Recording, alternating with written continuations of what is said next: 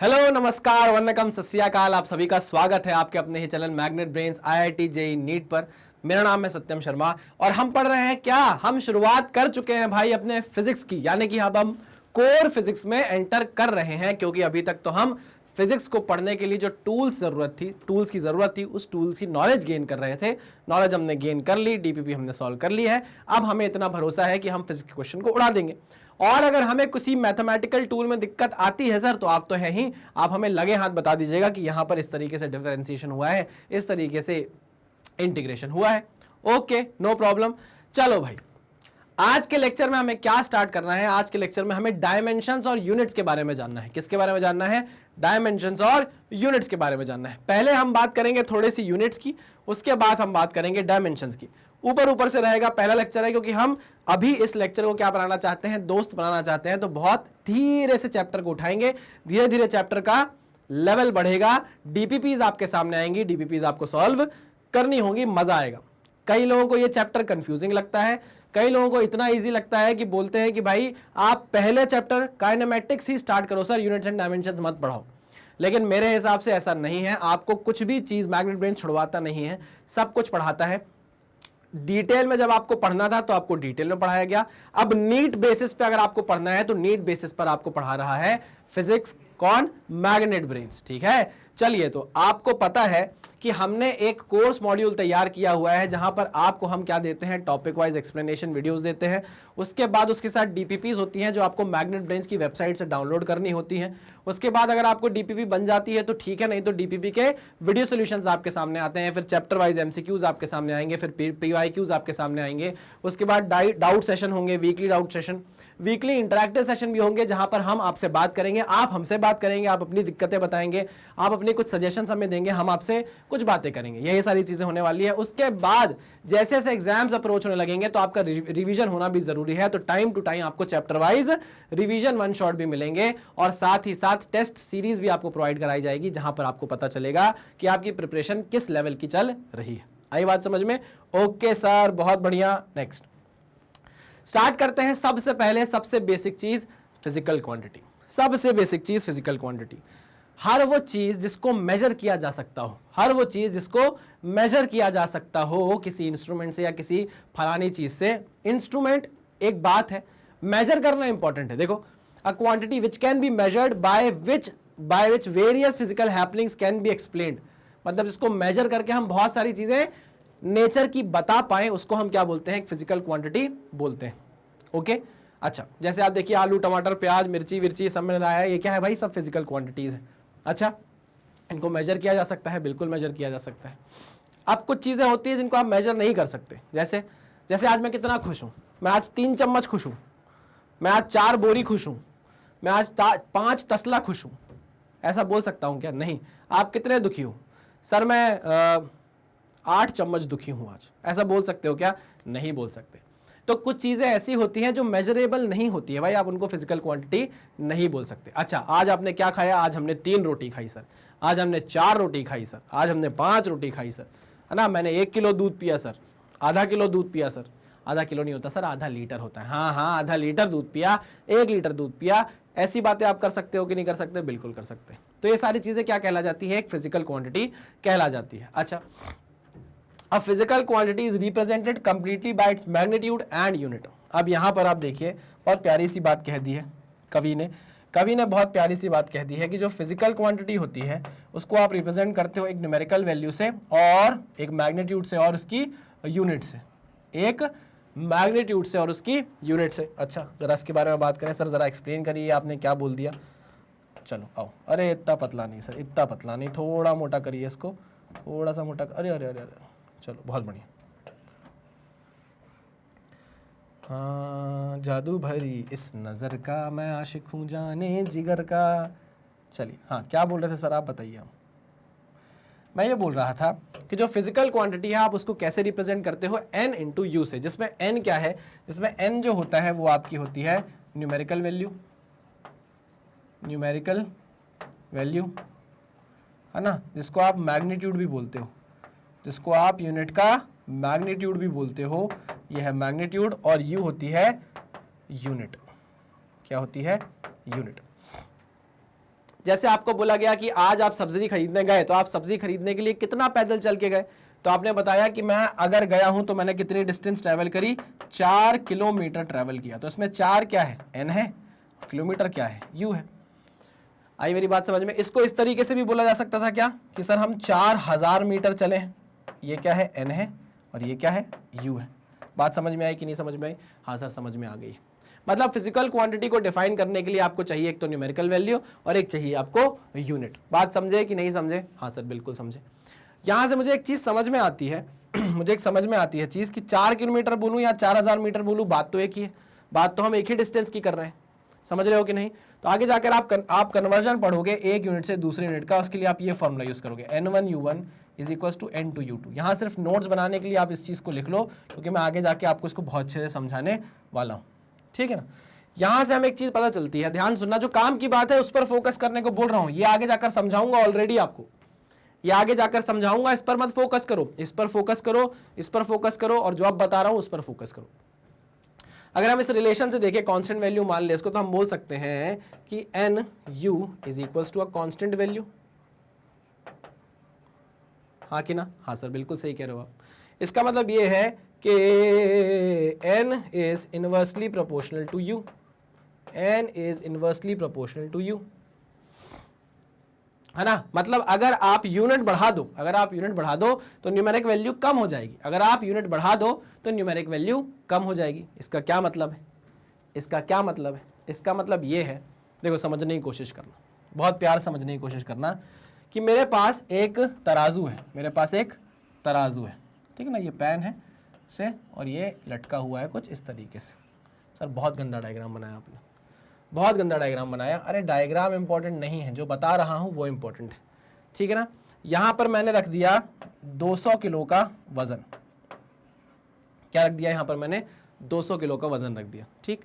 यहां पर आपके पास एक साइकिल है, एक साइकिल नहीं, मतलब आपके पास साइकिल हो सकती है और क्या हो सकती है, कार हो सकती है, ठीक है ना।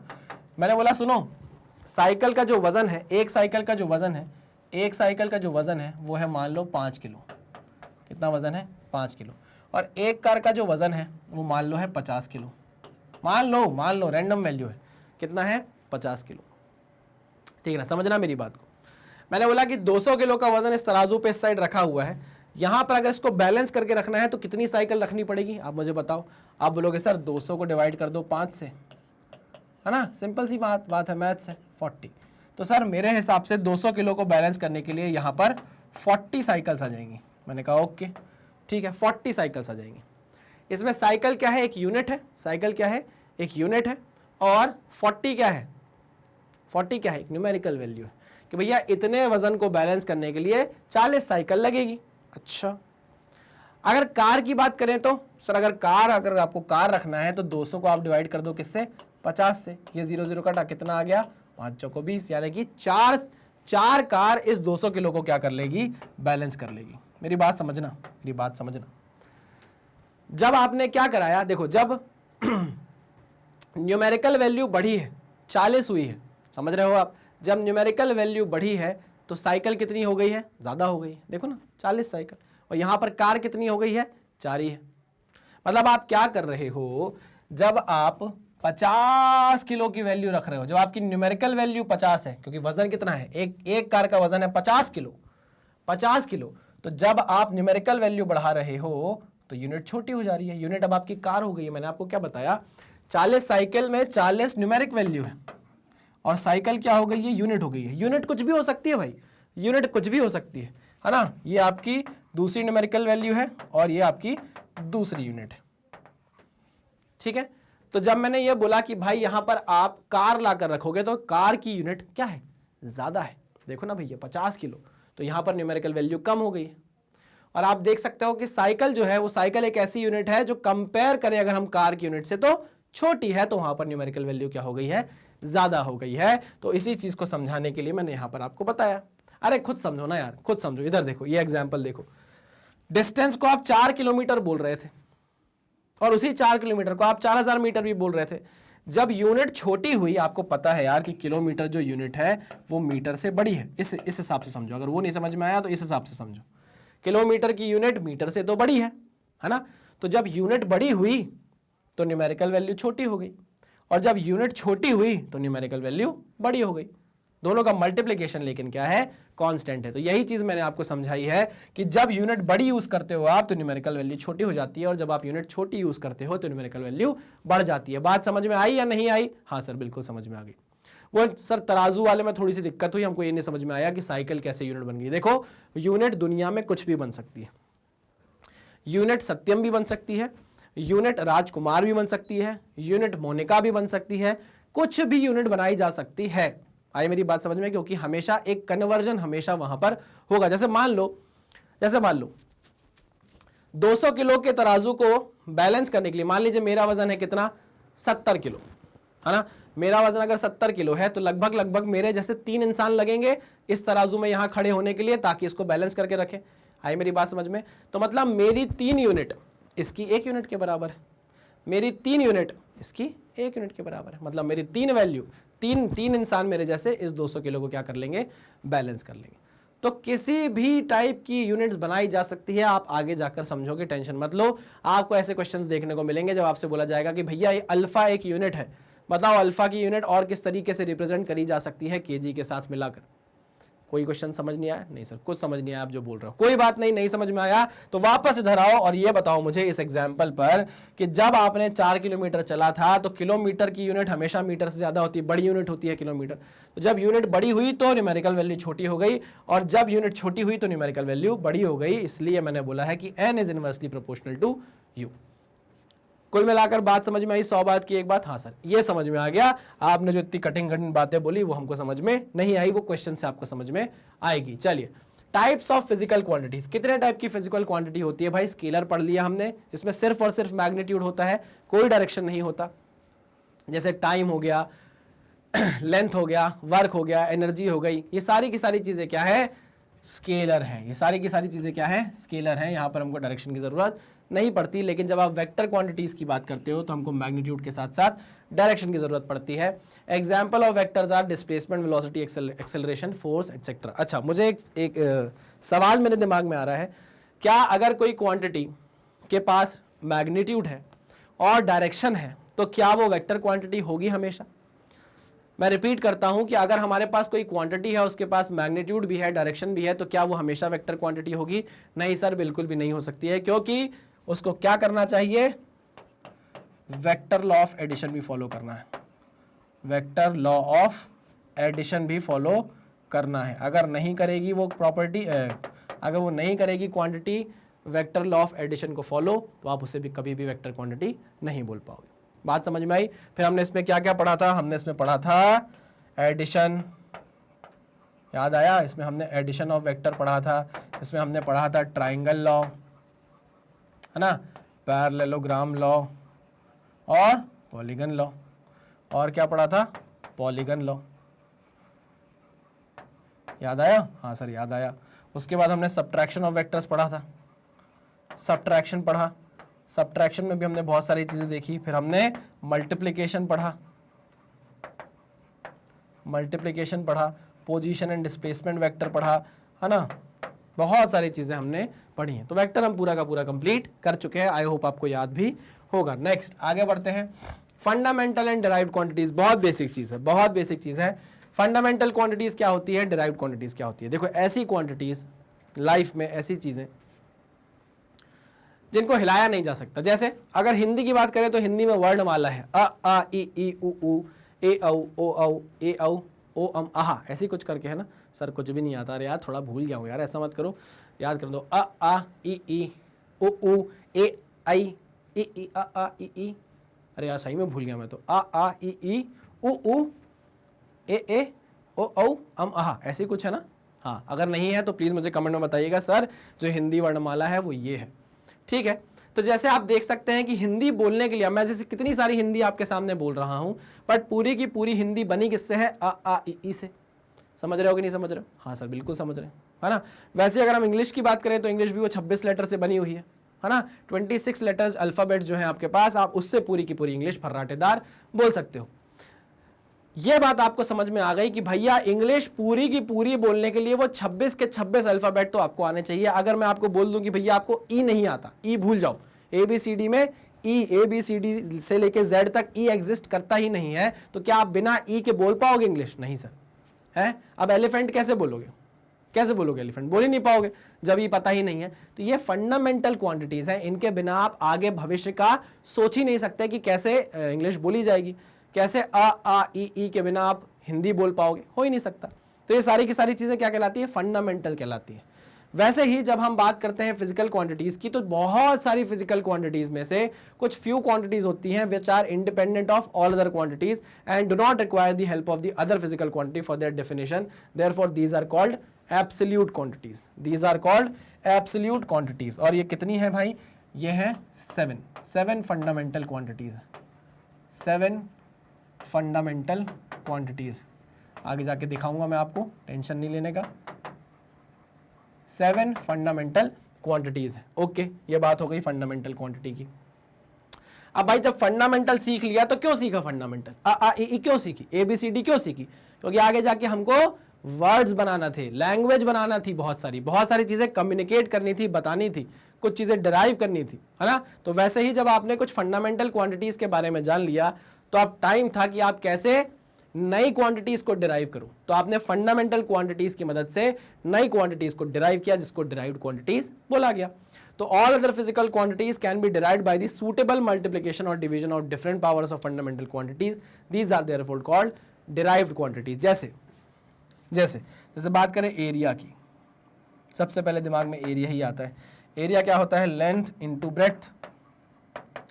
वैसे अगर देखा जाए तो ब्रेड्थ भी एक टाइप की लेंथ ही तो है। लेंथ आपने ये नापी, है ना, ब्रेड्थ ये होती है अंदर की तरफ, चौड़ाई भी एक टाइप की लेंथ ही तो है ना। तो हम बोल सकते हैं इसको क्या? लेंथ इंटू लेंथ बोल सकते हैं कि नहीं बोल सकते? बिल्कुल बोल सकते हैं। तो यहाँ पर आप जानते हो मीटर की जो एरिया की जो यूनिट होती है वो मीटर स्क्वायर होती है, यानी कि मीटर 2 बार, metre into metre, metre into metre. Metre किसको नापता है? मीटर लेंथ को नापता है। आई मेरी बात समझ में? तो यहाँ लेंथ क्या है? एक फंडामेंटल क्वांटिटी है। लेंथ क्या है? फंडामेंटल क्वांटिटी है। तो सबसे ज्यादा यूज होने वाली फंडामेंटल क्वांटिटीज कौन कौन सी है? 7 तो है ही, लेकिन जो सबसे ज्यादा यूज होती है वो है एम, एल और T. M, L, T. Mass के लिए एम, लेंथ के लिए एल, टाइम के लिए टी। ये है सबसे ज्यादा यूज होने वाली फंडामेंटल क्वांटिटीज। इसको छोड़ के 4 और हैं। ये तो 3 है, 4 और है। तैयार हैं आप? आगे बढ़े? हाँ सर बिल्कुल आगे बढ़ते हैं। चलो भाई नेक्स्ट, ये क्या है भाई? हाँ, ये आ गई आपकी फंडामेंटल क्वांटिटीज। देखिए, ध्यान से देखिए, ध्यान से देखिए इन चेहरों को, ध्यान से देखिए। चैन से सोना है तो जाग जाओ, इनको देखो ध्यान से। Mass, length, time, temperature, luminous intensity, electric current, amount of substance. ये है वो 7 फंडामेंटल क्वांटिटीज। 7, हम 7 हैं। सही बोल रहे हैं भाई, ये 7 ही हैं फंडामेंटल क्वांटिटीज। चलिए, मास की जो नेम ऑफ यूनिट है उसको हम बोलते हैं किलोग्राम, आप सबको पता है। और सिंबल ऑफ यूनिट क्या है भाई? केजी। सिंबल ऑफ यूनिट है केजी। लेंथ की जो नेम ऑफ यूनिट है वो है मीटर, सिंबल है एम, ठीक है। टाइम की क्या है नेम ऑफ यूनिट? सेकेंड, और सिंबल है स्मॉल एस, ठीक। टेम्परेचर की है केल्विन, सिंबल है के। इसको बहुत जगह थीटा भी लिखा जाता है भाई, इसको बहुत जगह थीटा भी लिखा जाता है, ठीक। Luminous intensity, candela. Luminous intensity name of unit है कैंडेला, इसको सीडी से रिप्रेजेंट किया जाता है। Electric current name of unit है एम्पियर, सिंबल है ए। और उसके बाद अमाउंट ऑफ सब्सटेंस आता है, केमिस्ट्री में आपने बहुत देखा होगा, मोल, उसको रिप्रेजेंट किया जाता है MOL से। तो ये है भाई वो 7 क्या बोलते हैं घर के कुल गुरु टाइप के, है ना, नवग्रह होते हैं ना। जैसे सर हमको क्या पता सर नवग्रह क्या होता है? कोई बात नहीं, मुझे भी नहीं पता, बस नाम याद है कि भाई ये 9 चीजें हैं। जैसे 9 दुर्गा आती है, तो वो जो 9 देवियां हैं भाई वो सबसे मेन है। वैसे ही हमारे घर में जो फंडामेंटल क्वांटिटीज है, या मैं बोलूँ फिजिक्स के घर में जो फंडामेंटल क्वांटिटीज है, उस घर में ये 7 जो है वो सबसे इंपॉर्टेंट और सबसे कोर मेंबर है। आई बात समझ में? Okay sir, okay okay okay. चलो, अब उसके बाद आती है भैया सप्लीमेंट्री क्वांटिटीज। एक तो हो गई फंडामेंटल, एक हो गई डिराइव, और एक हो गई सप्लीमेंट्री क्वांटिटी। अब देखो, सप्लीमेंट्री है मतलब आ गई है साथ में। जब सप्लीमेंट्री आती है, कॉलेज में जाओगे ना, सप्लीमेंट्री आ गई, अरे यार सर सप्लीमेंट्री आ गई मतलब फेल हो गए, मतलब एक्स्ट्रा देना पड़ेगा पेपर। क्या करना पड़ेगा? पेपर फिर से देना पड़ेगा, एक्स्ट्रा काम करना पड़ेगा, एक्स्ट्रा मेहनत करनी पड़ेगी। तो ये क्वांटिटीज क्या है भाई? एक्स्ट्रा क्वांटिटीज है ना। किसके लिए रिप्रेजेंट की जाती है? प्लेन एंगल और सॉलिड एंगल के लिए। प्लेन एंगल और सॉलिड एंगल के लिए अगर आपने मुझसे ट्रिग्नोमेट्री पढ़ा होगा तो आपने एंगल जरूर मुझसे पढ़ा होगा। और जब मैंने आपको एंगल पढ़ाया था तो वहां मैंने आपको रेडियन के बारे में बताया था कि रेडियन क्या होता है। याद करो रेडियन क्या होता है। अच्छा, ये भी आपको पता होगा कि जो 360 डिग्री होता है वो कितने रेडियन के बराबर होता है, वो 2 पाई रेडियन के बराबर होता है। जो 180 डिग्री होता है वो पाई रेडियन के बराबर होता है। ये सब मैं आपको पढ़ा चुका हूँ। अच्छा, वो सब तो छोड़ो, प्लेन एंगल की जो यूनिट है वो होती है रेडियन। प्लीज इसको याद रखना, मैं आपको बता चुका हूँ। अगर कोई ये सोच रहा है कि सर डिग्री होती है, तो सही बात है, होती है, डिग्री होती है, लेकिन ऐसा यूनिट में हम बोलते हैं कि रेडियन होती है, ठीक है ना। और सॉलिड एंगल की अगर हम बात करें तो सॉलिड एंगल के लिए जो यूनिट होती है वो स्टेरेडियन होती है। सर ये सॉलिड एंगल क्या होता है, उससे पहले ये तो समझ लो कि प्लेन एंगल क्या होता है। सर प्लेन एंगल तो हमको बहुत अच्छे से आता है, हम 11th में आ गए हैं, नीट की तैयारी कर रहे हैं और आप बोल रहे हो कि प्लेन एंगल तुमको नहीं आता होगा, ऐसा कैसे। प्लेन एंगल क्या होता है भाई, आर्क अपॉन रेडियस। क्या होता है, आर्क अपॉन रेडियस। क्या ये मैं बताऊं कि आर्क क्या होता है, रेडियस क्या होता है? ज़रूरी तो नहीं है मुझे बताना, क्योंकि मैंने आपको ये सब ट्रिग्नोमेट्री में बहुत प्यार से पढ़ाया है, बहुत प्यार से पढ़ाया है, ठीक है ना। आर्क अपॉन रेडियस, क्लियर है, ओके। अगर मैं स्टेरेडियन की बात करूं, इसको रिप्रेजेंट किया जाता है किससे। अच्छा, रेडियन को रिप्रेजेंट किया गया है, सिंबल ऑफ यूनिट क्या है भाई, रेड, RAD। अगर मैं स्टेरेडियन की बात करूं तो सिंबल ऑफ यूनिट क्या है, SR। अच्छा, इसका फॉर्मूला क्या होता है, इसका फॉर्मूला होता है DA अपॉन R स्क्वायर। दिखता कैसा है सर, स्टेरेडियन होता क्या है, 3D में एंगल होता है। क्या होता है, 3D में एंगल होता है। जैसे अगर मैं इसका कोण बना दूं, देखिए ध्यान से देखिएगा ये पेपर को, अगर मैं इस पेपर का एक कोण बना देता हूं, कि मैंने एक कोण बना दिया, ठीक है ना। अब आप देखिए यहां से जो आपको अंदर एंगल दिख रहा होगा, जो इस पॉइंट पर एंगल सबटेंड हुआ है, इस पॉइंट पर जो एंगल सबटेंड हुआ है, जब आप यहां से देख रहे हो, तो इसको बोलते हैं सॉलिड एंगल। क्या बोलते हैं, सॉलिड एंगल। मैं यहां से क्रॉस सेक्शन काटूंगा, जो एक सरफेस एरिया आएगा, वो जो सरफेस एरिया इस पॉइंट पर एंगल प्रोजेक्ट कर रहा होगा, उसी को स्टेरेडियन बोला जाता है। क्या बोला जाता है, स्टेरेडियन बोला जाता है। जब आप रेडिएशन पढ़ते हो ना, तब रेडिएशन में बहुत ज़्यादा काम आता है स्टेरेडियन। जब हो सकता है कई लोग हायर क्लासेस में जाएंगे, आप हायर क्लासेस में जाके तो क्या ही पढ़ोगे, यहीं पर आप इतना समझ लो कि स्टेरेडियन आपको रेडिएशन एडिशन में देखने को काम आता है, ठीक है ना। चलिए आगे बढ़ते हैं। स्टेरेडियन को कैसे करते हैं रिप्रेजेंट, SR से रिप्रेजेंट करते हैं, DA बाय R स्क्वायर। देखो इस तरीके का कुछ डायग्राम बना देता हूं मैं। DA क्या होता है, एक डिफरेंशियल एरिया होता है, छोटू सा एरिया, डिफरेंशियल एरिया, छोटू सा एरिया, ठीक है ना। ये जो एंगल बन रहा है ना सेंटर पे, ये जो एंगल सेंटर पे बन रहा है ना, ये हर तरफ से, इसको हम बोलते हैं क्या, स्टेरेडियन। ये क्या है भाई, स्टेरेडियन है, ठीक है ना। आप जैसे जिस कमरे में खड़े हो, उस कमरे में क्या करो, उस कोने से, इस कोने से, पिछले कोने से चारों जगह से लाइन लेकर आओ, सेंटर पे गिरा दो। सेंटर पे चारों जगह से लाइन लेकर आओ और सेंटर पे गिरा दो, तो आप देखो कि एंगल बनेगा। वो जो एंगल होगा वो क्या कहलाएगा, अपना सॉलिड एंगल कहलाएगा, ठीक है। चलो, वेरी गुड। बहुत बेसिक चीज थी। एक इंपॉर्टेंट पॉइंट मैं आपको यहां पर बताना चाहूंगा, यहां पर नोट आपको बता देता हूं कि जो प्लेन एंगल है और सॉलिड एंगल है, इनकी यूनिट होती है बट इनके डायमेंशंस नहीं होते। अब ये डायमेंशन क्या होता है आगे जाके समझाऊंगा, ठीक है ना।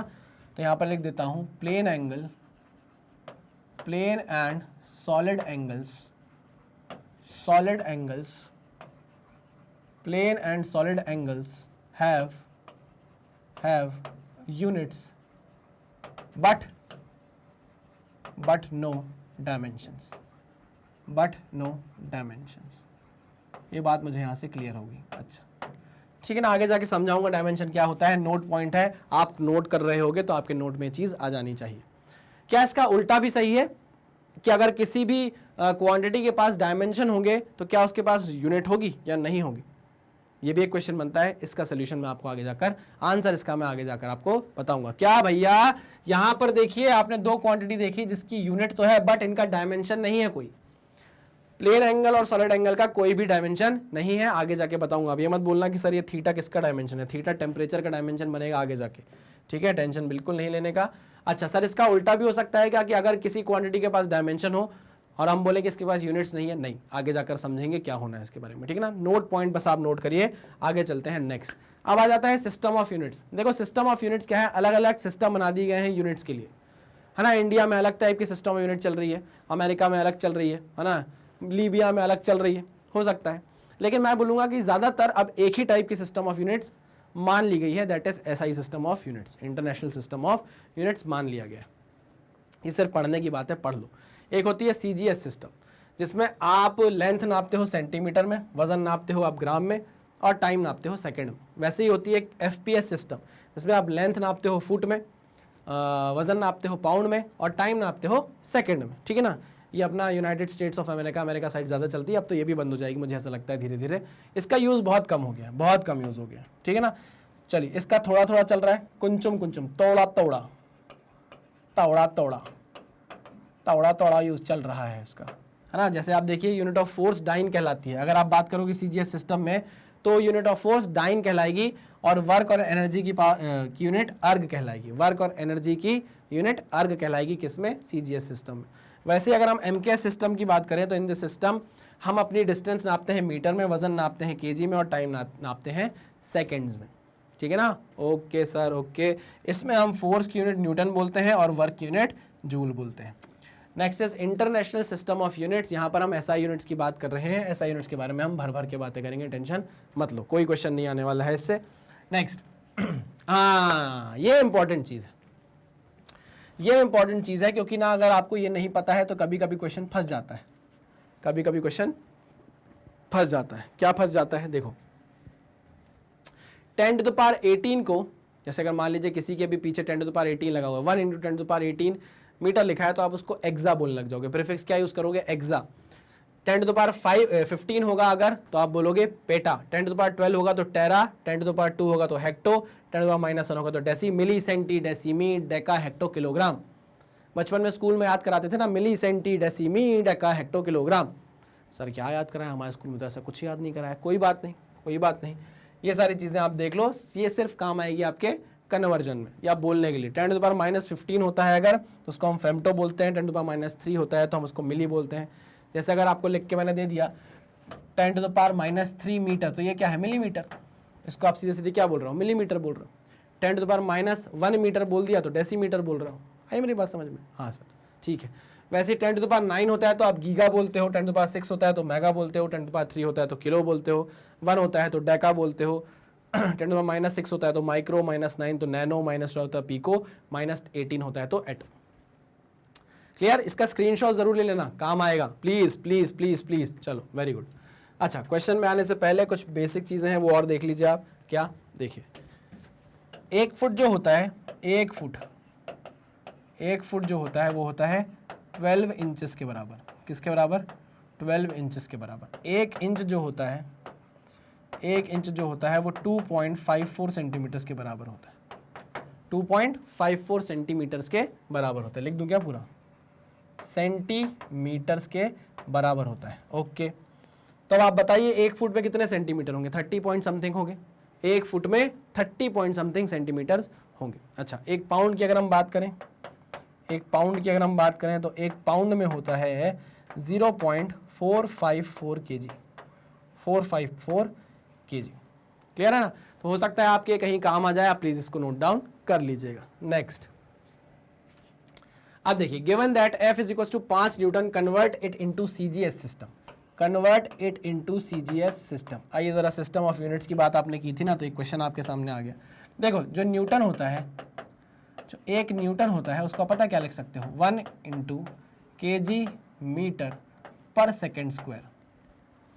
1 kg metre per second square. अच्छा सर, कैसे लिख सकते हैं? कैसे लिख सकते हैं? हमको तो पता ही नहीं है सर। ये पता चलेगा जब आप इसके डायमेंशंस के बारे में पढ़ोगे, जब आप इनके डायमेंशंस के बारे में पढ़ोगे। जैसे आपने पढ़ा ना, एक फंडामेंटल क्वांटिटी पढ़ी आपने और एक डिराइव्ड क्वांटिटी पढ़ी, है ना। मैंने आपको बताया कि सबसे ज़्यादा यूज होने वाली जो फंडामेंटल क्वांटिटी है वो है एम, एल और टी। बताया कि नहीं बताया? बिल्कुल बताया। मान लीजिए आपको फोर्स का डायमेंशन निकालना है ना। फोर्स का आपको डायमेंशन निकालना है, वो होता है मास इंटू एक्सेलरेशन। लेकिन आपको एक्सेलरेशन का तो पता नहीं। एक्सेलरेशन कैसे पता चलेगा? वेलोसिटी से पता चलेगा। वेलोसिटी का कैसे पता चलेगा? लेंथ से पता चलेगा। डिस्प्लेसमेंट पर यूनिट टाइम से पता चलेगा। आप जानते हो एरिया का, देखो ना, मैंने आपको बताया था एरिया = मीटर का स्क्वायर, यानी कि length into length, length into length, यानी कि एल का स्क्वायर। बोल सकते हैं कि नहीं बोल सकते? है ना। ओके, अगर हम बात करें वेलोसिटी की, देखो ध्यान से सुनना, तो इसे कैसे लिख सकते हैं? Displacement upon time. हाँ, पेन थोड़ा मोटा हो रहा है क्या? डिस्प्लेसमेंट अपॉन टाइम, समझे कि नहीं समझे? हाँ सर बिल्कुल समझे। अच्छा, डिस्प्लेसमेंट क्या है? एक टाइप का डिस्टेंस ही तो है, लेंथ ही तो नापना है। तो लेंथ हम जब नापते हैं तो उसके लिए क्या यूज करते हैं भाई? एल यूज करते हैं। तो यहां पर मैं लिखूंगा एल डिवाइड बाय, अरे यार पेन ज्यादा पतला हो गया, ठीक अब सही है। टाइम के लिए हम यूज करते हैं टी, ठीक है ना?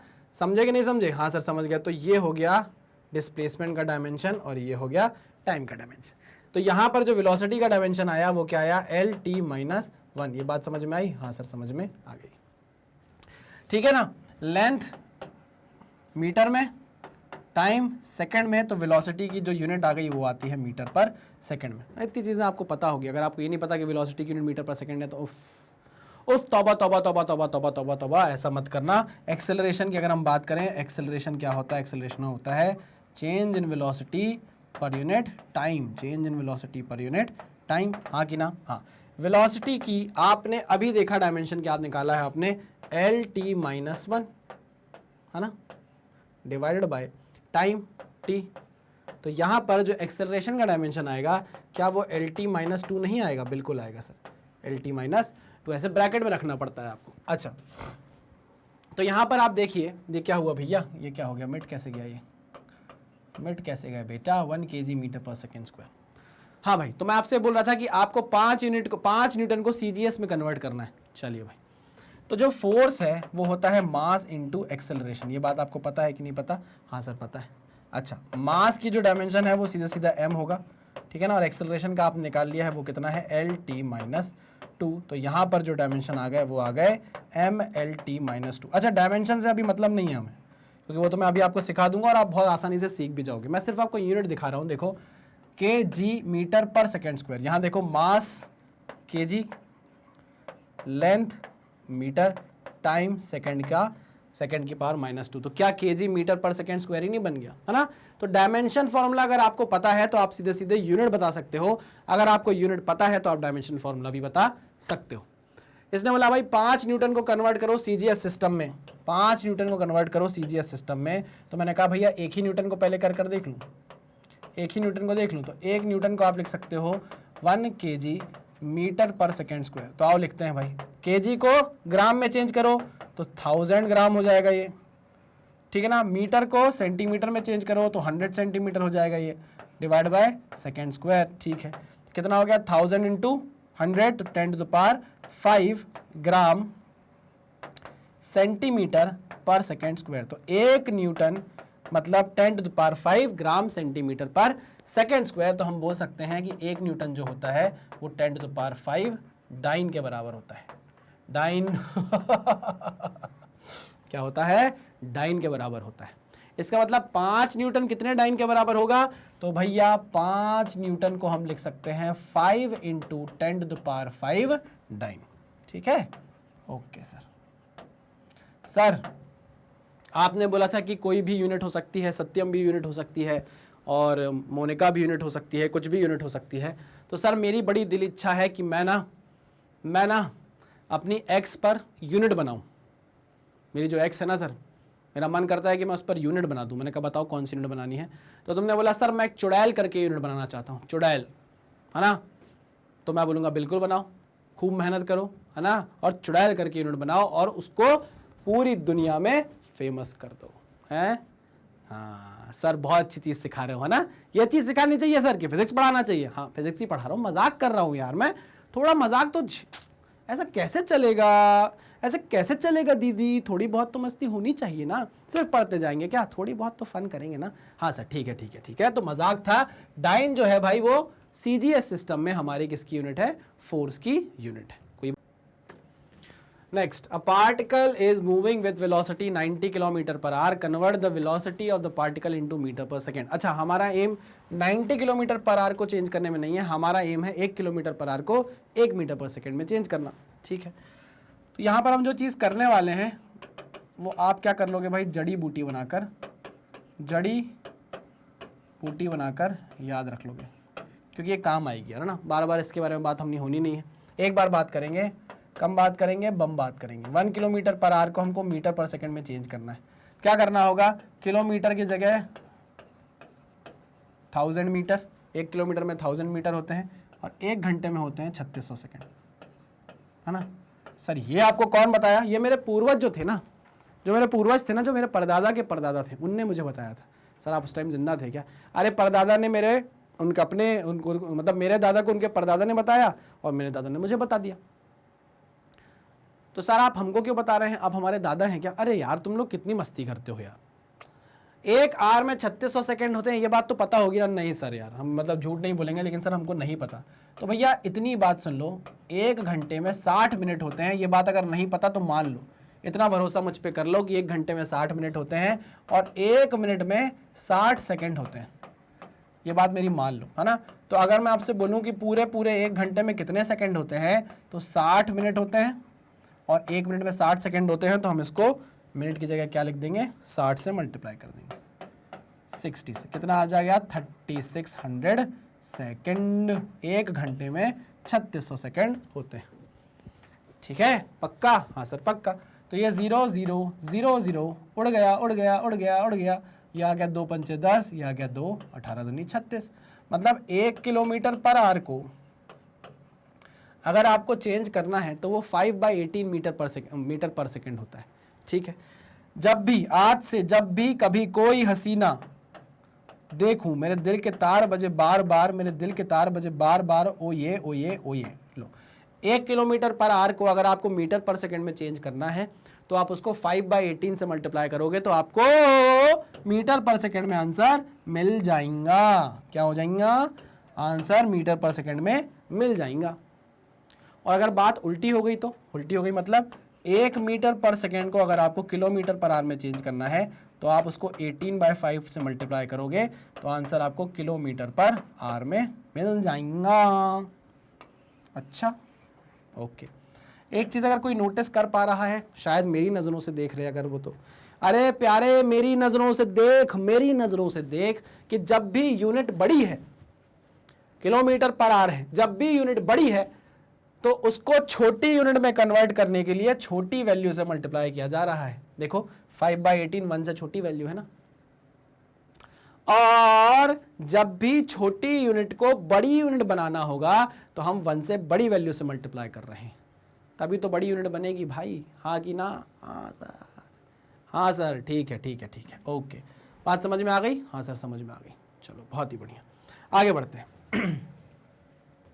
हो नेक्स्ट क्या कोई क्वेश्चन है क्या? नहीं, नेक्स्ट है topic dimensions of a physical quantity. यहां से बातें चालू होंगी, मजा आएगा पढ़ने में चीजों को। आइए ध्यान से देखेंगे। The powers to which fundamental quantities must be raised in order to express the given physical quantity are called its dimensions। क्या मतलब? हम जो डायमेंशन करते रहते हैं, हम जो डायमेंशंस बोलते रहते हैं, डायमेंशन फॉर्मूला बोलते रहते हैं, वो एक्चुअल में है क्या? डायमेंशनल फॉर्मूला, है ना। ये क्या चीज होती है जरा समझेंगे। देखो, अगर मैं बात करूं फोर्स के डायमेंशनल फॉर्मूले की, तो आपको मैंने बताया कि फोर्स का डायमेंशनल फॉर्मूला होता है MLT-2। कैसे होता है सब कुछ सिखा दूंगा, सब सिखा दूंगा, कोई बड़ी बात नहीं।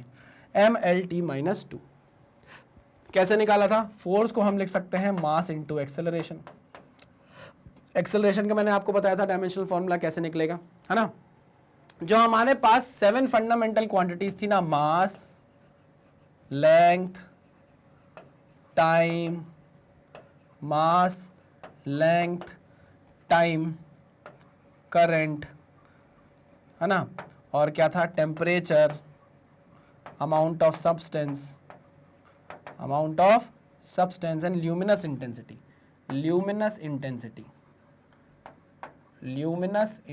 सर ये ल्यूमिनस वही ल्यूमिनस है ना क्या जिसके यहाँ मेरे इन्वर्टर लगा हुआ है? अरे नहीं यार, ल्यूमिनस इंटेंसिटी और एक और क्या था, मैं भुलवा दिया तुमने, अमाउंट ऑफ सब्सटेंस। इतनी बातें करते हो ना क्लास में तुम लोग, सर हम तो शांत बैठे हैं, आप ही पचर किए जा रहे हो। नेक्स्ट, अब मास के लिए जो डायमेंशन हम यूज करते हैं वो सिंपल क्या है भाई? m है। क्या है? m है। लेंथ के लिए हम क्या यूज करते हैं? अच्छा, ब्रैकेट जरूर लगाना, जब भी डायमेंशनल फॉर्मूला बना रहे हो ब्रैकेट जरूर लगाना। लेंथ के लिए हम यूज करते हैं कैपिटल L, टाइम के लिए यूज करते हैं हम कैपिटल T। अच्छा, करंट के लिए हम यूज करते हैं एम्पियर यानी कि कैपिटल A। ठीक है ना, कई लोग आई भी यूज कर लेते हैं, कैपिटल ए। टेम्परेचर के लिए आप यूज करते हो के, और थीटा भी यूज किया जाता है, के भी यूज किया जाता है और थीटा भी यूज किया जाता है, के स्टैंड्स फॉर केल्विन। चलो, ल्यूमिनस इंटेंसिटी के लिए आप सी डी यूज करते हो, कैंडेला, सी यूज कर लेते हो, सी यूज करते हो, क्या यूज करते हो, सी यूज करते हो, कैंडेला। और अमाउंट ऑफ सब्सटेंस के लिए आप यूज करते हो मोल, क्या यूज करते हो आप, मोल। आई बात समझ में? हाँ सर समझ में आ गई। चलो, ज्यादातर हम चीजों की, जिन चीजों की जरूरत हमको पड़ेगी वो है ये तीन। कभी कभी आपको करंट की भी जरूरत पड़ सकती है और कभी कभी आपको इसकी टेम्परेचर की भी जरूरत पड़ सकती है।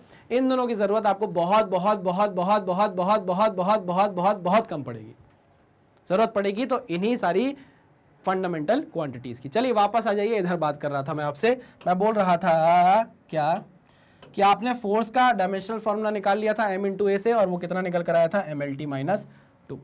ठीक है ना, ओके सर। यहां पर देखो कितने प्यार से, जब आप अपनी बुक्स खोलोगे ना तो उसमें एक लाइन लिखी होगी, वो लाइन मैं आपको समझाने जा रहा हूं, उसी से आप ये डेफिनेशन समझ पाओगे कि एक्चुअल में डायमेंशंस होते क्या हैं। मुझे बताओ क्यूब के डायमेंशन क्या है, या क्यूबॉइड के डायमेंशन क्या है? क्यूबॉइड का डायमेंशन होता है सर एक लेंथ, एक ब्रेड्थ, एक हाइट। हाँ कि ना, एक लेंथ, एक ब्रेड्थ, एक हाइट, ये क्यूबॉइड का डायमेंशन है। वैसे ही अगर आपसे मैं पूछूं कि फोर्स का डायमेंशन बताओ, तो आप बोलोगे सर जो फोर्स का डायमेंशन है वो मास में 1 है, लेंथ में 1 है और टाइम में -2 है। है सर? है सर? सर ये क्या बोल दिया, ये तो मैंने आज तक नहीं पढ़ा सर, ये तो मैंने आज तक नहीं पढ़ा सर यार।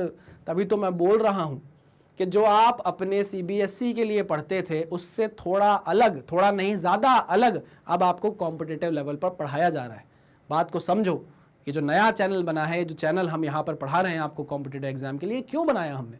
इसलिए तो पढ़ाया, इसलिए तो बनाया ताकि आपको और नई नई चीजें कॉम्पिटिटिव एग्जाम के लेवल से देते जाए।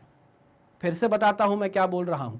एक क्यूबॉइड में जो डायमेंशन होते हैं, आप बोलते हो सर क्यूबॉइड का जो डायमेंशन है वो लेंथ में 1 है, एक लेंथ है उसकी, एक ब्रेड्थ है और एक हाइट है, एक लेंथ है, एक ब्रेड्थ है और एक हाइट है। वैसे ही अगर आपसे कोई पूछता है कि बताओ फोर्स का डायमेंशन बताओ या फोर्स का डायमेंशनल फॉर्मूला बताओ, तो हम बोलेंगे कि भैया जो फोर्स का डायमेंशन है ना वो मास में 1 है, लेंथ में 1 है और टाइम में -2 है। मतलब आप जब भी किसी फिजिकल क्वांटिटी के डायमेंशन बताते हो तो एक्चुअल में वो किसी ना किसी फंडामेंटल क्वांटिटी की पावर के रूप में आपको दिखाई देते हैं। देखो, the powers to which the powers the powers to which fundamental quantities must be raised in order to express the given physical quantity are called its dimensions। समझे कि नहीं? बहुत सारे बच्चों को समझ ही नहीं आता है कि डायमेंशन क्या होते हैं। डायमेंशन एक्चुअल में पावर्स होती हैं, किसकी? फंडामेंटल क्वांटिटी पे जो रेज की जाती है इन ऑर्डर टू एक्सप्लेन या इन ऑर्डर टू एक्सप्रेस या in order to represent the derived fundamental quantity. आई बात समझ में? हाँ सर समझ में आ गई, हाँ सर समझ में आ गई। मतलब अगर आपसे कोई पूछे कि एक्सेलरेशन का क्या है डायमेंशन, तो आप बोलोगे एक्सेलरेशन का डायमेंशन लेंथ में है। लेंथ में है कितना? इसको इस तरीके से लिख सकते हैं m0 l t - 2। मतलब एक्सेलरेशन का जो डायमेंशन है वो मास में 0 है, लेंथ में 1 है और टाइम में -2 है। बात समझे कि नहीं समझे? हाँ सर समझ गए। इसको हम बोलते हैं क्या? Dimensions of a physical quantity. Sir वाह सर, क्या बात बताई है आपने, तो आज हमारे ज्ञान चक्षु खोल दिए सर ये बात बता के। बस ऐसा ही है यार, ऐसा ही है।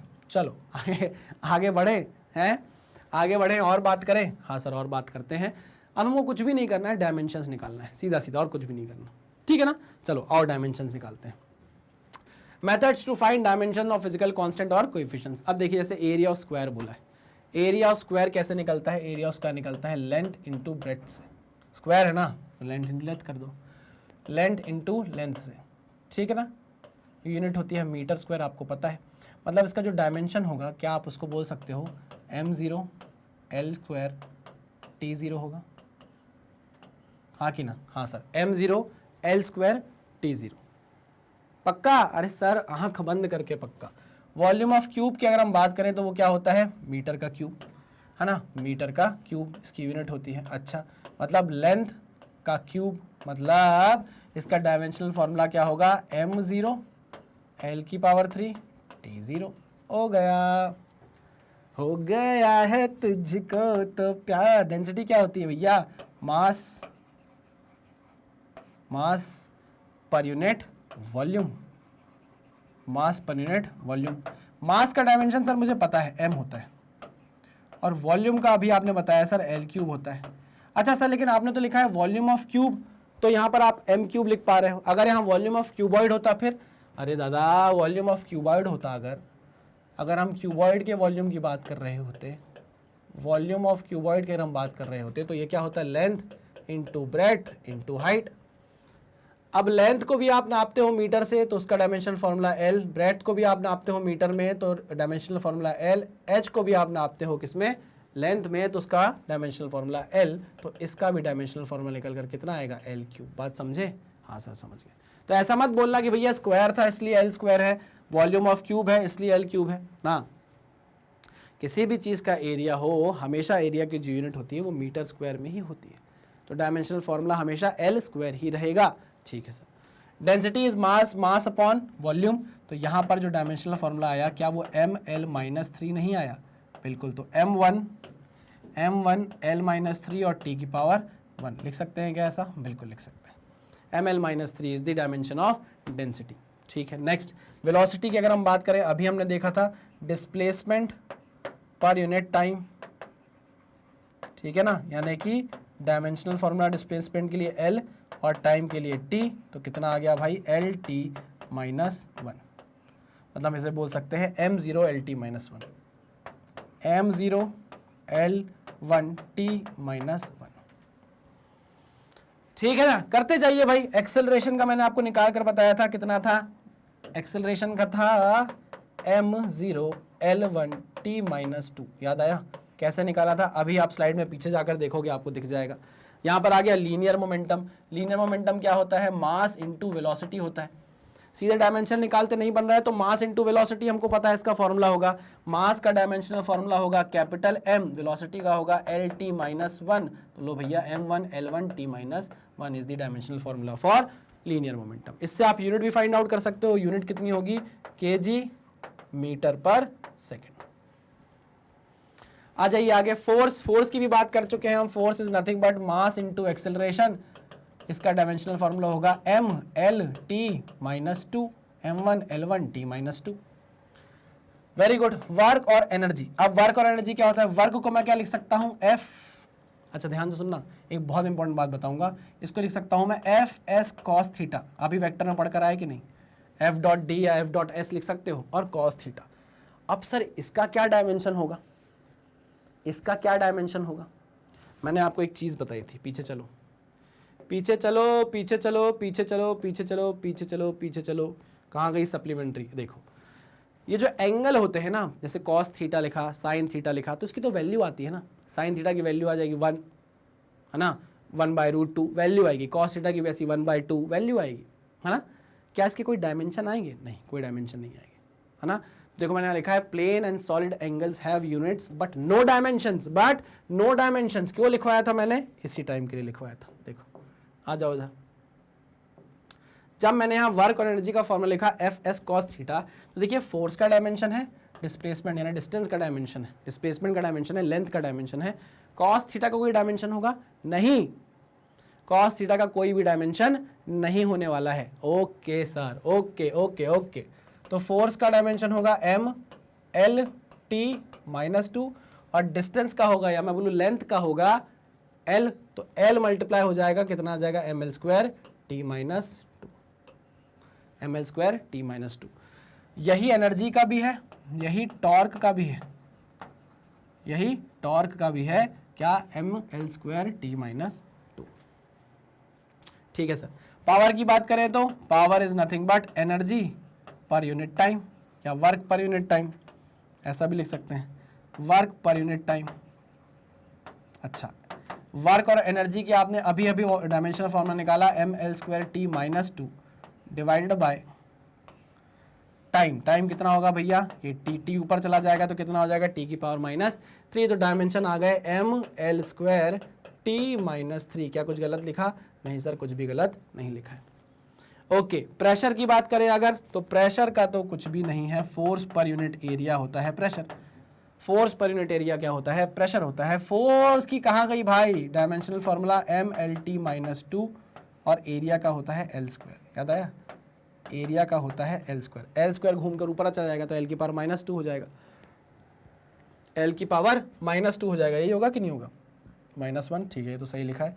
L की पावर -2 और ये +1, तो L की पावर -1 नहीं, अरे ये L की पावर +1 है, ऊपर जाएगा L की पावर -2 होगा, -2 + 1 -1 हो जाएगा, तो डायमेंशनल फॉर्मूला आ जाएगा ML - 1 T - 2, ML - 1 T - 2, ML - 1 T - 2 किसका? प्रेशर का।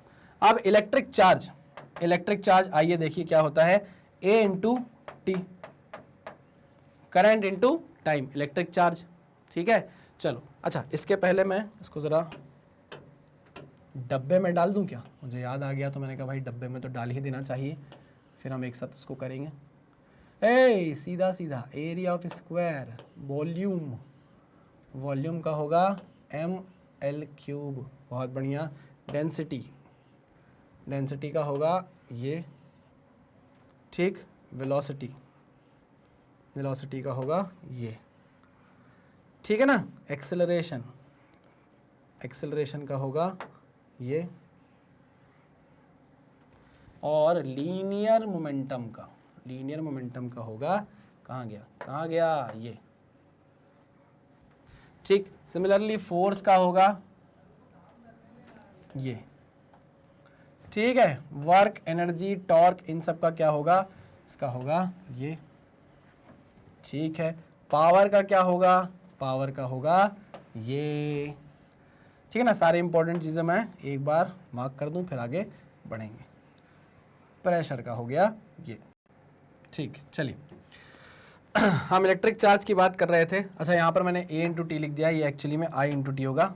Electric charge is current into time, है ना। करंट के लिए हम जानते हैं, हम लिख सकते हैं एम्पियर, और टाइम के लिए हम लिख सकते हैं T। तो इसका डायमेंशनल फॉर्मूला क्या हो गया? AT।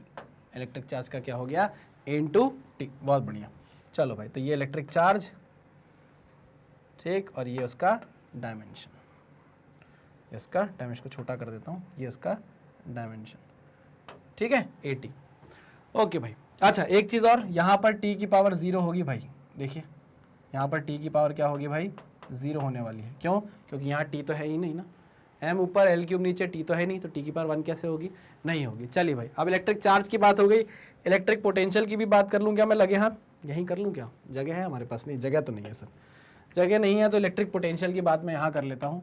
इलेक्ट्रिक पोटेंशियल, इलेक्ट्रिक पिया वाला इलेक्ट्रिक पोटेंशियल है ना। वो गाना सुना होगा ना आपने, इलेक्ट्रिक पिया, तार बिजली से पतले हमारे पिया। इलेक्ट्रिक पोटेंशियल रिप्रेजेंट करते हैं V से। क्या होता है ये? Work done per unit charge, work done per unit charge. अच्छा, वर्क डन यानी एनर्जी, एनर्जी का क्या होता है? ML² T - 2, ये होता है डायमेंशनल फॉर्मूला। और इलेक्ट्रिक चार्ज का अभी आपने निकाला, क्या होता है? A × T। देख लीजिए, देखिए वर्क एनर्जी ML² T - 2 और ये AT। चलो भाई, आराम से आप निकाल सकते हो पोटेंशियल का डायमेंशनल फॉर्मूला ML² A की पावर -1 और T की पावर -3। ये डायमेंशनल फॉर्मूला आ गया आपका पोटेंशियल का, ठीक है ना। इसको भी आप क्या करोगे? याद रखोगे। देखिए आप बहुत सारे डायमेंशनल फॉर्मूले निकल सकते हैं, है ना। आप बेटर होगा कि आप इसको किससे पढ़ो? अपनी बुक से पढ़ो, क्योंकि उसमें बहुत सारे डायमेंशनल फॉर्मूलेज दिए गए होंगे। हम यहाँ पर बैठ के सारे डिराइव करेंगे तो टाइम बहुत लग जाएगा। जितने जितने इंपॉर्टेंट है, जितने जितने काम के हैं, वो मैं सब आपको निकाल कर दिखा रहा हूँ। चलो आगे बढ़ते हैं।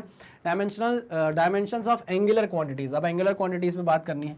Angular displacement theta, angular displacement theta, ये क्या होता है? Arc upon radius, arc upon radius. अब भैया आर्क को भी आप लेंथ मानते हो, नापते हो कैसे? लेंथ के हिसाब से, तो इसका डायमेंशन भी क्या होगा? L। और रेडियस का, रेडियस को भी आप लेंथ से ही नापते हो, तो इसका डायमेंशन भी क्या होगा? L। तो यहाँ L से L क्या हो जाएगा? कट जाएगा, खत्म। तो यहाँ पर इसका कोई भी डायमेंशन नहीं होगा। पहले भी बता चुका हूँ मैं आपको कि भाई इसका कोई डायमेंशन नहीं होता, यूनिट होती है रेडियन, ठीक है। तो इसका डायमेंशन क्या हुआ? M0 L0 T0, यानी कि एक डायमेंशन लेस क्वांटिटी है, it is a dimension less quantity, dimension less quantity angular displacement. बात समझ में आई? हाँ सर समझ में आ गई। एंगुलर वेलोसिटी की अगर हम बात करें तो angular velocity is nothing but theta upon time. अरे चेंज इन एंगुलर डिस्प्लेसमेंट यानी कि angular displacement per unit time जो होता है वो क्या होता है, हमारी एंगुलर वेलोसिटी होती है।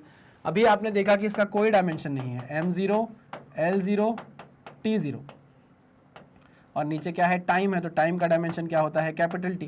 कैपिटल टी घूम कर ऊपर जाएगा तो क्या बन जाएगा इसका डायमेंशन, m0 l0 t की पावर -1, m0 l0 t की power -1, this is the dimension of angular velocity. बात आती है एंगुलर एक्सेलरेशन की। Angular acceleration is change in angular velocity per unit time, change in angular velocity per unit time. तो ये क्या हो गया भाई, अब एंगुलर वेलोसिटी का आपको डायमेंशन पता है m0 l0 t की पावर -1, तो इसको हमने ब्रैकेट में डाला divided by t।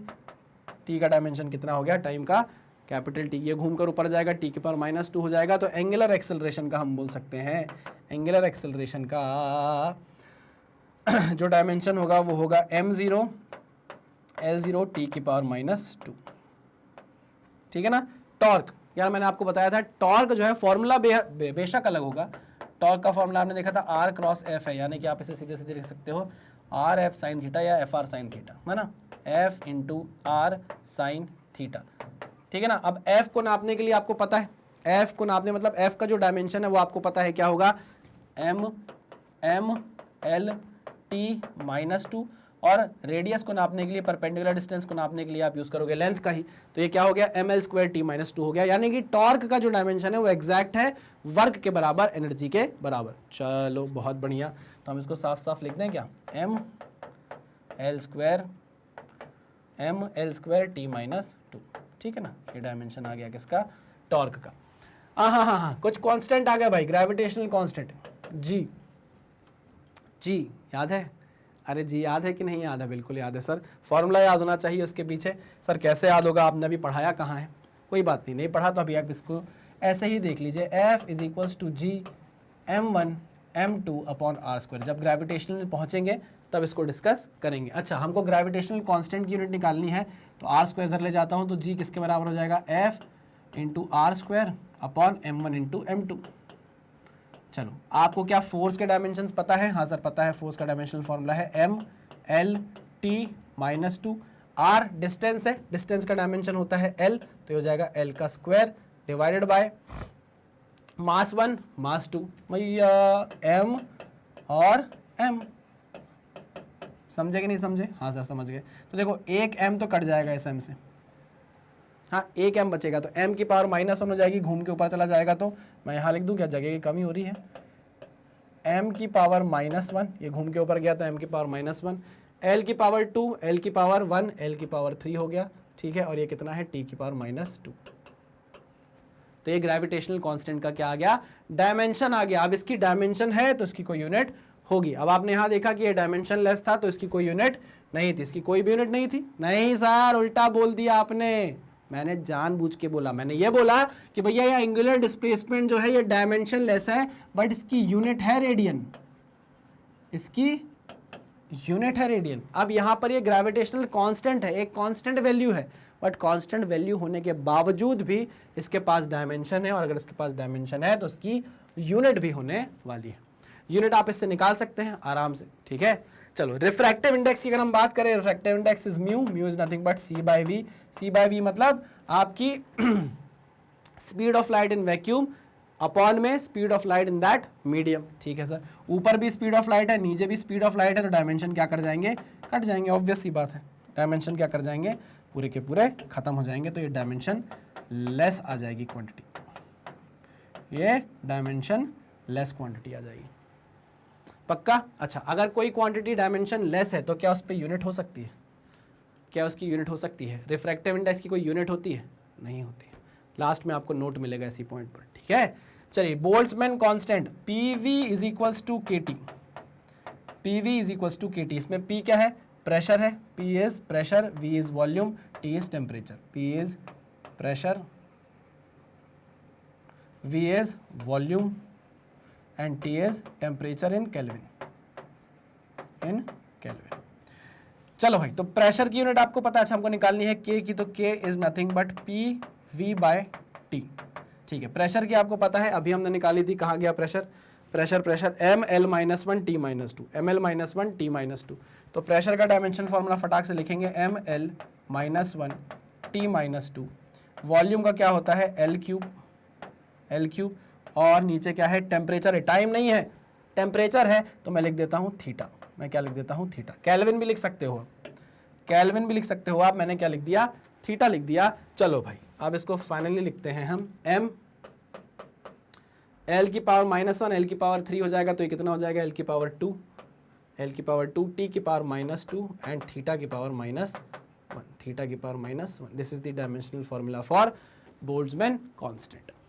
Young's modulus, अच्छा यंग्स मॉडुलस क्या होता है, यंग्स मॉडुलस होता है ई, इसको मैं बोलता हूँ stress upon strain, stress upon strain. अच्छा, जो प्रेशर का डायमेंशनल फॉर्मूला है, जो प्रेशर का डायमेंशनल फॉर्मूला है वही स्ट्रेस का भी, जो प्रेशर का डायमेंशनल फॉर्मूला है वही डायमेंशनल फॉर्मूला स्ट्रेस का भी है। अच्छा, और स्ट्रेन के बारे में क्या ख्याल है सर, तो स्ट्रेन की हम बात कर लेते हैं, आओ यहाँ स्ट्रेन की बात कर लेते हैं। स्ट्रेन, इसको आप एप्सिलॉन से रिप्रेजेंट करोगे आगे जाके। स्ट्रेन क्या होता है, change in length upon original length.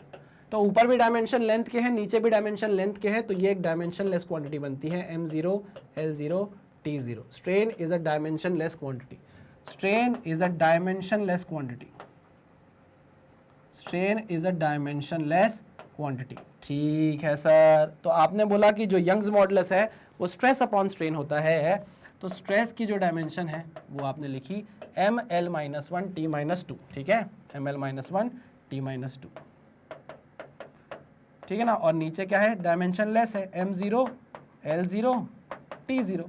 तो फाइनल डायमेंशंस क्या आ जाएंगे भाई, फाइनल डायमेंशन प्रेशर के बराबर ही आ जाएंगे।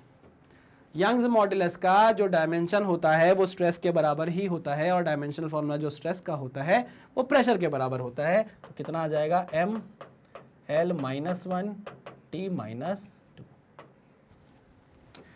क्लियर है, हाँ सर एकदम क्लियर है, बहुत बढ़िया बहुत बढ़िया। चलो भाई, तो angular displacement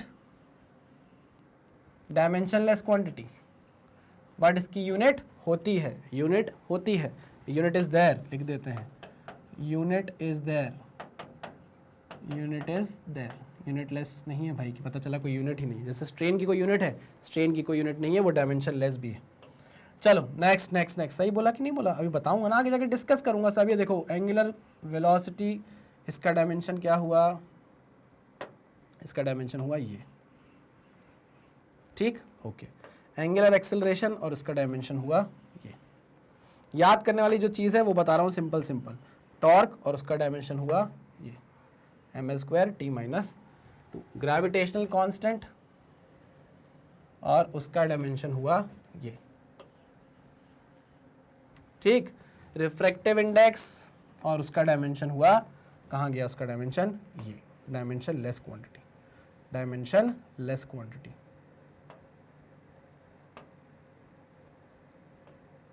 dimension less quantity लिखा है मैंने कि नहीं लिखा, नहीं लिखा सर, लिख दीजिए, it is a dimension less quantity, dimension less quantity है और इसकी कोई यूनिट भी नहीं होती है। चलो next is Boltzmann constant, next is Boltzmann constant, ठीक है ना, और इसकी यूनिट है, इसका डायमेंशन है, सॉरी इसका डायमेंशन है M L square T minus two theta minus one. चलो यंग्स मॉडुलस की अगर हम बात करें तो यंग्स मॉडुलस का जो डायमेंशन है वो प्रेशर के डायमेंशन के बराबर है। अगर हम बात करें स्ट्रेन की तो स्ट्रेन का डायमेंशन है डायमेंशन लेस, ये क्या है, डायमेंशन लेस। अच्छा, स्ट्रेन की यूनिट भी नहीं होती, नो यूनिट, यूनिट लेस भी बोल सकते हैं इसको हम, क्या बोल सकते हैं, यूनिट लेस भी बोल सकते हैं। कहाँ गया वो हमारा रिफ्रैक्टिव इंडेक्स, रिफ्रैक्टिव इंडेक्स भी क्या है, यूनिट लेस है, यूनिट लेस। पक्का, तो आप देख रहे हो जो क्वांटिटी डायमेंशन लेस है वो यूनिट लेस भी है, जो क्वांटिटीज डायमेंशन लेस है वो यूनिट लेस भी हैं, जो क्वांटिटीज डायमेंशन लेस है वो यूनिट लेस भी हैं।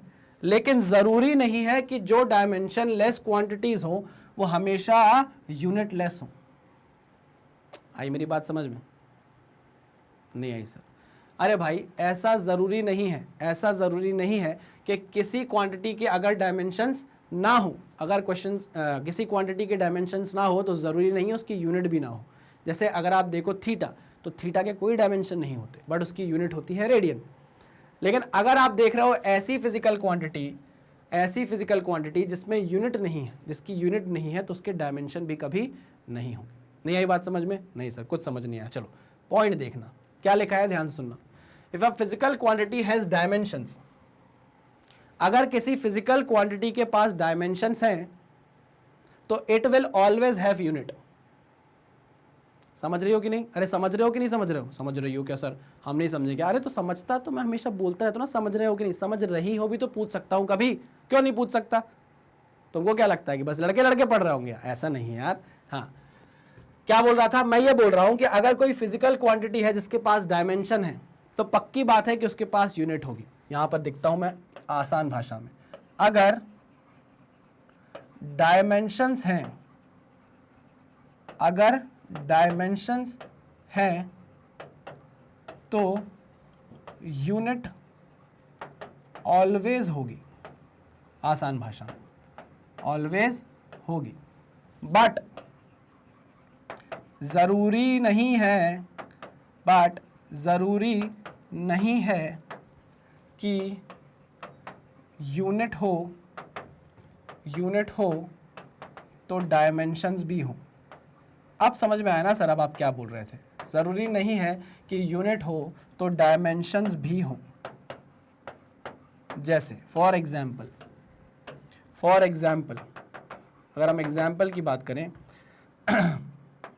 थीटा की जो यूनिट है वो है रेडियन। थीटा की जो यूनिट है वो है radian, but dimension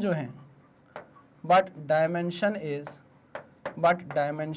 m0 l0 t0। लेकिन अगर हम वैसे ही रिफ्रैक्टिव इंडेक्स की बात करें, ध्यान से देखो, रिफ्रैक्टिव इंडेक्स की अगर हम बात करें तो इसकी कोई यूनिट नहीं होती, नो यूनिट। तो अगर यूनिट नहीं है तो पक्की बात है कि डायमेंशंस भी नहीं होंगे, है ना? तो पक्की बात है डायमेंशंस भी नहीं होंगे। इनका डायमेंशन क्या है भाई? इसका डायमेंशन है m0 l0 t0। यूनिट हो तो जरूरी नहीं है कि हमेशा डायमेंशन होगा, लेकिन अगर डायमेंशन एग्जिस्ट करता है तो यूनिट एग्जिस्ट करेगी। साफ साफ लिखा है, अगर डायमेंशंस हैं तो यूनिट ऑलवेज होगी, बट जरूरी नहीं है कि यूनिट हो तो डायमेंशंस भी हो। आई बात समझ में?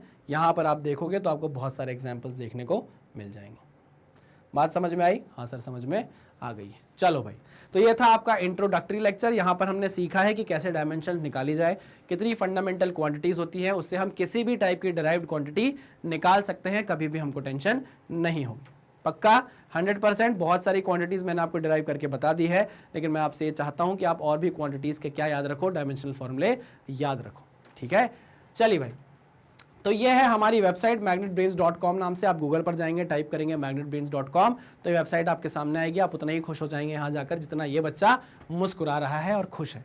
क्यों? क्योंकि यहाँ पर सारा कंटेंट जो कि यूट्यूब पर अवेलेबल है वो फ्री ऑफ कॉस्ट हमने प्रॉपरली ऑर्गेनाइज तरीके से यहाँ पर अवेलेबल करा दिया है।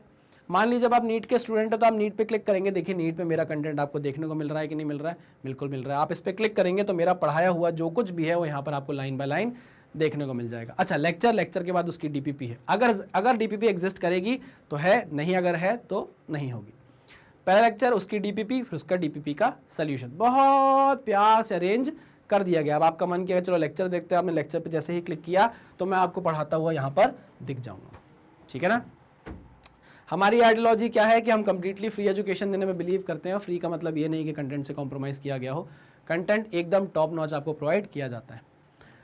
देखिए, हम आपसे कोई कोड लगाने को नहीं बोलते, ना आपसे कोई पैसे मांगते हैं, लेकिन हम भी भूखे हैं, हम भी थोड़ा प्यार के भूखे हैं, है ना? हम सपोर्ट के भूखे हैं। वो प्यार और सपोर्ट आप हमें कैसे दे सकते हैं? हमारे वीडियोस को लाइक करके, channel magnet brains IIT JEE NEET को सब्सक्राइब करके, और जैसे ही आप कोई लेक्चर देखकर खत्म करते हैं तो उसे शेयर जरूर करिए अपने दोस्तों के बीच में। एक व्हाट्सएप ग्रुप बनाइए, वहाँ पर बताइए कि एक ऐसा चैनल एग्जिस्ट करता है जो कम्प्लीटली फ्री एजुकेशन प्रोवाइड कर रहा है और कंटेंट से भी कॉम्प्रोमाइज़ नहीं कर रहा है। चलिए भाई, तो इसी के साथ करते हैं लेक्चर को खत्म। मिलते हैं नेक्स्ट लेक्चर में, तब तक सावधान रहिए, सतर्क रहिए, पढ़ते रहिए। Thank you very much.